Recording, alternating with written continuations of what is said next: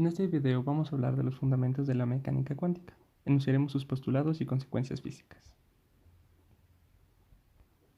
Antes de empezar, un espacio de Hilbert es un espacio vectorial con producto interno que es completo. En mecánica cuántica, el espacio en donde se encuentran las funciones de onda es L2, que es el conjunto de las funciones cuadráticamente integrables. Recordemos también que el estado de una partícula está representado por su función de onda, y que el módulo al cuadrado de la función de onda es la probabilidad de encontrar la partícula en un punto a un determinado tiempo. El primer postulado de la mecánica cuántica dice que el estado de un sistema está representado por un vector normalizado en el espacio de Hilbert. En notación de Dirac, estos vectores se denotan de esta forma y se conoce con el nombre de ket. El vector adjunto al ket se denomina bra y se denota de esta forma. El módulo del vector es el bracket y es igual a 1 si es que está normalizado. Toda la información cuántica del sistema se encuentra en el ket. El segundo postulado dice que las cantidades medibles u observables están representadas por operadores lineales hermíticos. Las cantidades clásicas, como por ejemplo la posición, el momento lineal, momento angular y energía, tienen sus respectivos operadores en mecánica cuántica, que se representan de esta forma. Estos cumplen con esta ecuación de autovalores. El hecho de que estos operadores sean hermíticos implica que sus valores propios son reales. Esto es importante ya que estos valores propios corresponden a alguna cantidad física medida. El conjunto de vectores propios o kets propios de cada observable define una base completa en el espacio de Hilbert y el estado psi se puede escribir como una combinación de estos elementos de esta base, de esta forma, donde los lambda sub n corresponden a las amplitudes de cada vector. El tercer postulado dice que cuando un sistema está en un estado psi, la medida de un observable da como resultado un valor propio asociado al operador. El estado del sistema inmediatamente después de la medición colapsa al estado asociado al resultado de la medición. Este colapso es un fenómeno completamente natural y se da cuando se mide o se observa el sistema. Es decir, al hacer una medición, este sistema deja de estar en un estado inicial y pasa a ser un estado definido correspondiente al valor medido. Este cambio es completamente aleatorio e indeterminista. Por ejemplo, tenemos un sistema inicial cuya función de onda es una superposición de estados propios del observable en cuestión. Si realizamos una medición, la función de onda colapsa en uno de estos estados propios en donde tiene proyección, obviamente asociado al valor medido. Por otra parte, la probabilidad de que al medir el sistema se encuentre en un autoestado asociado al autovalor medido es igual al cuadrado del módulo de su amplitud. El cuarto postulado tiene que ver con el valor promedio de la medición de un observable en un conjunto de estados idénticos.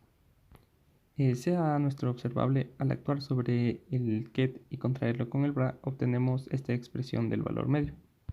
Esta se entiende como la suma de los valores propios por la probabilidad de obtener dicho valor propio, la probabilidad que se vio en el anterior postulado. De igual forma, podemos definir el valor medio del cuadrado del operador. Al restar este valor medio por el cuadrado del valor medio del operador y sacar la raíz cuadrada, obtenemos lo que se conoce como la desviación o la incertidumbre del operador. Finalmente, el quinto postulado nos habla de la evolución temporal del ket y nos dice que está determinada por la ecuación de Schrödinger. En su forma más abstracta, esta ecuación tiene esta forma, en donde el hamiltoniano no es más que el operador de la energía. Y al otro lado tenemos la derivada temporal. La solución de esta ecuación nos da un operador de evolución temporal que él toma al ket en un tiempo inicial y lo lleva a otro tiempo t. Esta transformación debe ser unitaria, pues el ket debe conservar su módulo. En este caso, como estamos hablando de estados normalizados, la norma del ket debe ser 1. Esto nos dice que las probabilidades se conservan en el tiempo. A diferencia de Introducción a la cuántica, en donde se trabajaba con la representación en el espacio de posiciones de la ecuación de Schrödinger, con este formalismo podemos trabajar de una forma un poco más abstracta. Además, al interpretar las componentes del ket como amplitudes de probabilidad, estamos dotando a la teoría de herramientas probabilísticas y estadísticas sobre las mediciones de una cantidad física o en este caso observables. Ahora, para entender esto un poco mejor, tenemos un ejemplo. Supongamos una partícula en un pozo de potencial. Conocemos que debe estar en un estado psi. También supongamos que el observable que vamos a medir en este caso es la energía y su operador es justamente el operador hamiltoniano. Como habíamos visto del segundo postulado, el operador hamiltoniano cumple la siguiente ecuación de autovalores. Ahora supongamos que en este pozo de potencial existen solo dos posibles valores de energía. Es decir, el operador hamiltoniano tendrá dos vectores, dos kets, que forman una base completa en el espacio de Hilbert. Estos serán E1 y E2, de forma que podemos escribir el estado psi como una combinación lineal de esta base, donde los lambda 1 y lambda 2 son las amplitudes. Si realizamos una medición, tenemos una probabilidad dada por el módulo al cuadrado de estas amplitudes de obtener una energía E1 o obtener una energía E2. Supongamos que al hacer la medición obtengo E1. Entonces, inmediatamente después de la medición, el estado de la partícula colapsa al ket E1. Esto podemos entenderlo mejor. Podemos verlo gráficamente de la siguiente forma.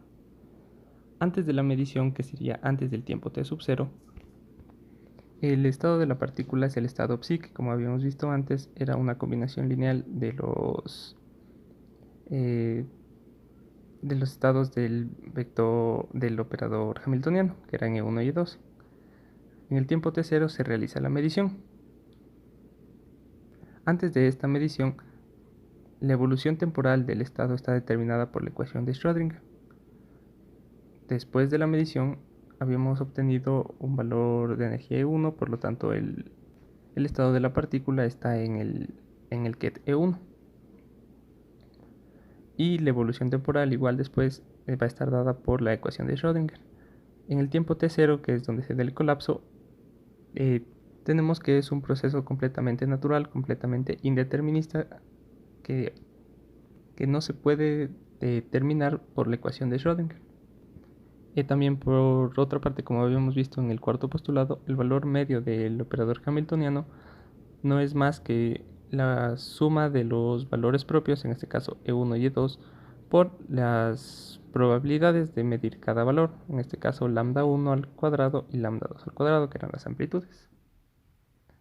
Ya, gracias.